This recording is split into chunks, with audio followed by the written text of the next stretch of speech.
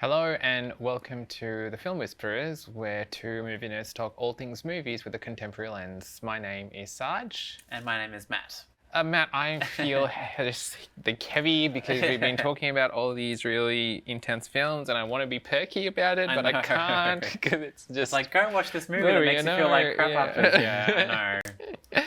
Anyway, look, so we've definitely spoken about films that are quite intense, the ones that have been done really well, and ones that weren't done really well. And it's interesting that we've managed to talk about these films without even going into feminism or race. So it's just interesting. I think it's almost as if with these heavy films, the cast doesn't even matter because the subject matter itself. It's more about what they're dealing with, all the issues and stuff they deal with. Yeah. Yeah. So anyway. I guess this is a segment where we talk about the films that surprised us in terms of that WTF. So so if I was to ask you, what film was a surprise in terms of its intensity, what would you say? This one I would absolutely recommend people to watch because I feel like it's very underrated. I don't think many people know. Well, it's not like unpopular, but I just think not a lot of people haven't seen it. But there's this movie that came out, I think, in like the late 2000s called Triangle. And it stars Melissa George, who I think was like on Home and Away or one of those shows back in the day. It's an American movie, so she has an American accent, but she's in it. I'll give you a general premise, but I won't spoil it because then it'll give away but it is a heavy movie. But basically, what happens is Melissa George's character wakes up one day, and she goes out to like the marina where the yachts are because she's going to meet a friend. And there's a small group of friends that are going out for like a boat trip for the day, and she goes by herself. She goes to meet up with them, whatever. Anyway, as they're out on the water, the weather turns, and they're kind of like at risk of like really choppy water, and like the weather all turns bad. And then I think the boat overturns or something like that, and so then they all try to scramble to survive, and then they see that there's a big boat in the distance. They can't see where the shore is, but they see a big boat. Anyway, they all kind of manage to get over there and get onto this big boat. And then as they're there, weird stuff starts happening. So like as they're on the boat, Melissa George's character notices that, for example, there's like she spots someone at the other end of the boat that looks exactly like her, for example, and she sees like her friend, but the friend doesn't recognize her, and like all this weird stuff starts happening, right? So it's kind of a mystery movie, but it is also very heavy, and I won't spoil why, but like I just think it was a very surprising movie to me because it was one of those ones where like when you've got like a quiet Sunday afternoon, you're like, I'll just chuck something on. I'm like, oh, I'll watch that movie because I haven't seen it before. That was that, so I had no expectations. I didn't know what the movie was about, and when I came out of it, I was like, "Oh my god, that was so like it was just a really great movie." Because you're like the whole time you're wondering what's going on, like where is this heading? I don't understand. And they do it in a really clever way where it's actually really hard to guess where it's going.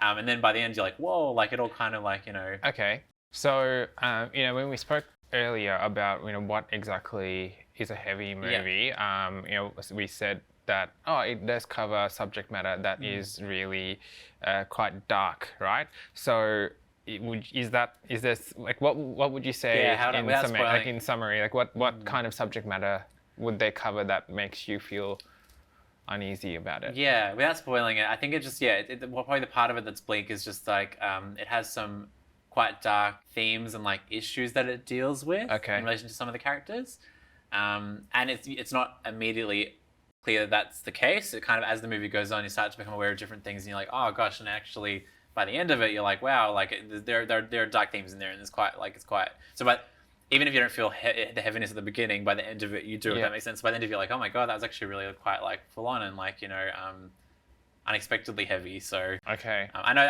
it's hard because I can't really give away too much, but I would definitely recommend it. Like I think it's a really great movie and very underrated. So I would recommend that if anyone else hasn't seen it.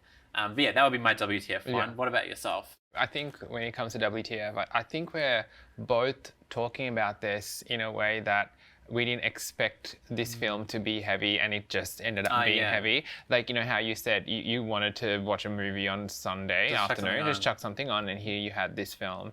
A similar experience with me, Black Swan. Yeah, that's a good one. So I did not watch the trailer. All I saw was a photo of Natalie Portman on the poster, and she looked stunning. So I just went and watched this movie because I thought, hey, what? It just looks like a film about ballet. Oh God, you've seen this film? Yeah, I have. Okay, so it's really, really heavy. And I think it was watching that opening scene where there's a bit of a change in the way they introduce his character, and that's when I realized I think this is going to be an interesting movie. And then it didn't. It was a great movie, but it just came out of nowhere, and it just made you feel a bit weird afterwards. But having said that, I thought Natalie Portman, she's amazing in whatever she does. She was again really great in this, and it was nice to see Mila Kunis as well, because she's another very interesting actress, because it started off on that 70s show, did a lot of voice acting, dabbled a bit in romantic comedies, and here she is in this film playing a very serious role, and very unexpected. I just thought that was a really good turn by her, and I think overall, I don't think I could ever watch the film again, even though it was just so beautifully filmed.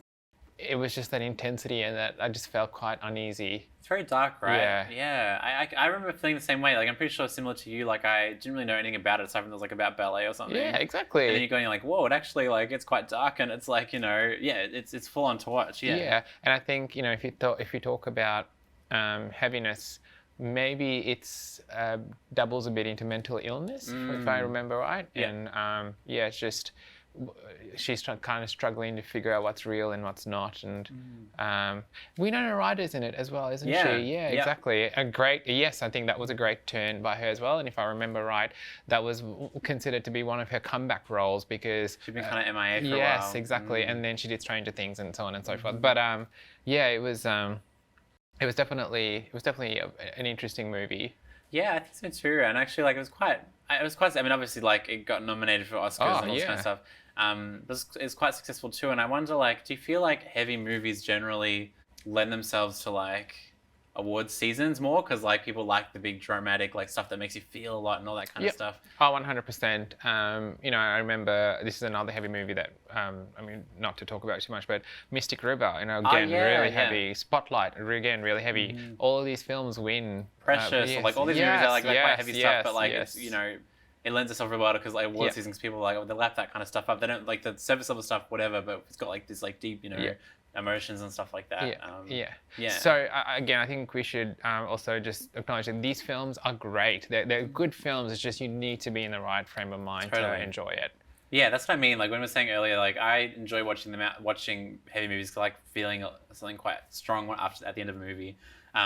But I don't always feel like that. Like you have to be in the right frame of mind to watch them, right? Like you said, like you have to feel mentally prepared. Otherwise, it can be quite a lot. It's quite And my partner, for example, he won't go there.